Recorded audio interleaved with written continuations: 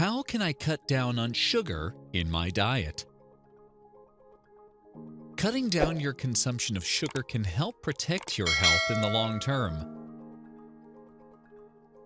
Sugar-heavy diets have been linked to health conditions, including obesity, diabetes, and heart disease. Most Americans eat far too much sugar. The average American eats about 17 teaspoons of sugar a day. The American Heart Association suggests no more than the equivalent of 6 teaspoons per day. To cut down on your sugar consumption, your first goal should be to focus on incorporating more whole, unprocessed foods in your daily diet. Eating more of these foods can crowd out processed sources of added sugars in your diet. The second goal should be to become a better label reader.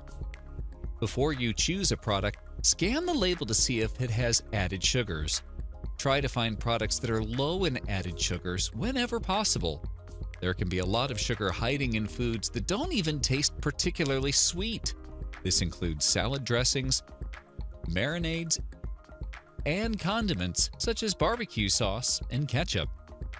Other seemingly healthy foods that may be high in sugar are granola bars, yogurt, and even salsa.